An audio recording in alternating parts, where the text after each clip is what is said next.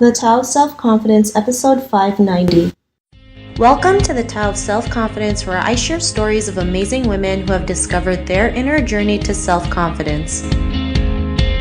Visit our website at thetaoofselfconfidence.com. Your inner journey to self-confidence awaits.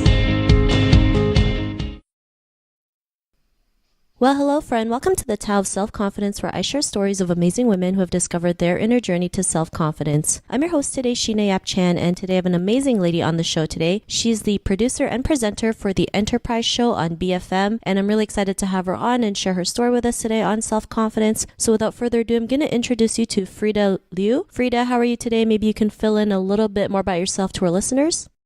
Basically, I work as a producer presenter for this show on BFM, and it's targeted at SMEs and entrepreneurs and how organizations are run. Well, I was born in Brunei, in a small town in Brunei, and then I had early education there. Came back to Sarawak, which is in Borneo, part of Malaysia. Stayed a couple of years there before I came up to KL, pursued my studies, and then I finished my studies, got a job in public relations, but I also had a part-time job reading the news on radio and TV. And then 10 years ago, this vision came about. I left IBM to do this because it was a great culmination of my life in corporate and also having the broadcasting experience. And I'm here for 10 years. Love what I do, meet a lot of people from startups to organizations, and I just love what's happening in the country at the moment. Awesome. Well, thanks for sharing that. And Freda, what's your cultural background? I am of Chinese heritage. On my father's side, this will be the 1830s that they went over to East Malaysia, to Kuching specifically, where it was all about gold mining. And then on my mother's side, I think, typical third generation Chinese. So that's the heritage. Although people look at me and say, are you sure there's something else in there? So I don't know. Awesome. Well, thanks for sharing that. And what would be your favorite self-confidence quote?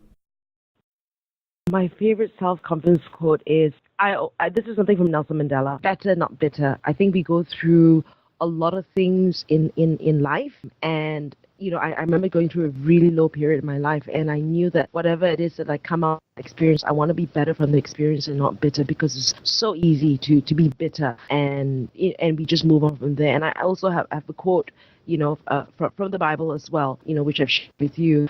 And I think that really is important as well, that, my confidence doesn't come from me alone. And I know that there will always be weaknesses, but, when you have a bigger anchor, you know that everything's going to be okay. Thanks for sharing that. And I love that quote that you mentioned, because, in life, we're going to go through some bad times. Sometimes we might be in the lowest point of our lives, but there's always something good that comes out of everything, and we can see it in that perspective. Life is just a lot better, and we just keep moving forward, like you mentioned. So thanks for sharing that. And in your own words, how do you define self-confidence? Okay, when I look at self-confidence, knowing that there is strength in vulnerability, right? You're always going to feel I'm not. And even now, right, there'll be things that I want to try that I'm afraid of trying, but hey, let me try it. What's the worst that can happen? Will you die? Always try to enlarge your tent. What more can you do? How better can you be? And that improve from there, right? And that's how confidence comes about. But then there'll always be some niggling thoughts about how can I do more? Right? And I think that's how you build it up along the way. But start with knowing that we are all gifted, we're all talented in certain areas. And if there's something that you want to try, just go for it. You're not going to, like I said, am I going to die from this? No? Right, fine. Let me try it. Thanks for sharing that. I love that. I know sometimes it's hard to try something new, like you mentioned, because it's scary and it's something we never know what's going to happen. But just taking that first step is huge, and we can realize we will not get it right the first time, but if we keep doing it, we will get better and start progressing. So I really love that definition that you mentioned. And Freda, what was your life like before your discovery of self-confidence? I don't think I've always had confidence issues, and that's a lot to do with growing up, being the youngest in the family. I think all the pressures was on the eldest. So by the time they got to me 10 years later, it's like, whatever. So I think part of it is nature, as in I've always been open to trying new things. The fact that my parents put a lid on me, right? So I've never had to worry about doing things and getting discouraged, right? So it was the like I said, it was the low period of my life, but 10 years ago, when my confidence was shattered. Everything I thought that was real, was true, came to a halt, and I had to really do a lot of self-reflection. And in that process, finding the quote, finding my anchor in God, that was the thing that really turned things around. And then that, I think things have always been fairly smooth in my life. And then it took something like that. It took me getting down to the valley to realize that, then to appreciate the mountains, and to know that life is going to be ups and downs. I think that was a good thing, to know that there are going to be lows, there are going to be highs, but know that this too shall pass, and that you will, and believe and the hope that you will get out of it. But I always tell people to find that anchor, whatever it is, whatever your spiritual guide may be, but find that anchor. Know that, I think when you start believing it too much in yourself, right? And I don't mean this in a bad way, you sometimes might get arrogant even in that process. So knowing that there is someone bigger, better, that will always guide you, that has been my driving force. Thanks for sharing that. And, I totally believe, like you mentioned, finding that anchor, whether it's God you believe in or the universe or whoever it is, we always know there's someone out there who has our back, right? And even when, like you mentioned, on our lowest points of our lives, we're never doing this alone. There's always someone out there, a bigger force, or, whatever you may call it, right? Whoever you believe in. And just knowing that there's something out there, even if you can't see it, but you have faith in it, it just makes life a little bit better. And, because of that realization, what's your life been like now?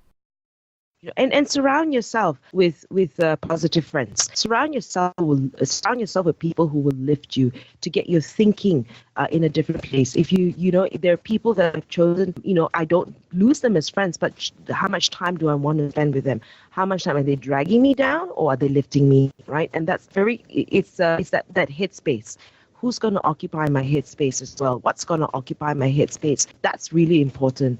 Otherwise, it was really a conscious effort. Okay, this person's going to zap me, it's going to drain me, to actually move away, and then to spend your time with activities that will exercise, trying new things, experimenting with new things. These things will lift you up, rather than, going down doldrums. And all these things, right? What situations not to be in, that's one. And what friends, come to your life. Thanks for sharing. And I love that tip that you mentioned, choosing the people that you surround yourself with is huge, because they always say you're the average of the 5 people you hang out with. So it's really important to have people out there who walk with you side by side, who lift you up when you have days where you're not 100% confident. It really... And the books you read. Yeah, totally. Yeah, especially like self-help books are great. I'm a huge self-help reader, right? I know some people might think it's crazy, but I love reading them because it really does give me that boost, right? It just gives me a different perspective on things and how I see life and how I see myself. So thanks for sharing those tips. I just want to add on to that. I mean, I think also the fact that I was able to get out of that has been because of the books that I've read all the while. And so I've actually read it theoretically, and finally I got to put it to practice. Awesome. Well, thanks for sharing that. And if our listeners wanted to get to know a little bit more about you and what you do, or check out your show, is there any links or social media profiles we can connect with? Okay, you can find me at FredaLiu.com. Follow me on IG at the Freda Liu. And get hold of my books as well, and women speakers as well. Thanks for sharing that. And to our listeners, if you want to connect with Freda, you can also head on over to the taoofselfconfidence.com and search for Freda's name. Her show notes will pop up along with everything else that we talked about. And I really just want to thank Freda today for taking the time to share her story and tips with us on self-confidence. So thank you so much, Freda. Thank you. Not a problem. It was really great having you on the show. And to our listeners, be on the lookout for another new episode of another amazing woman's journey to self-confidence. And we'll talk to you soon. Bye for now. Thank you for tuning in to another amazing episode of the Tao of Self-Confidence. Want to learn how you can use podcasting to market your business? Download your free report by visiting our website at thetaoofselfconfidence.com. Your inner journey to self-confidence awaits.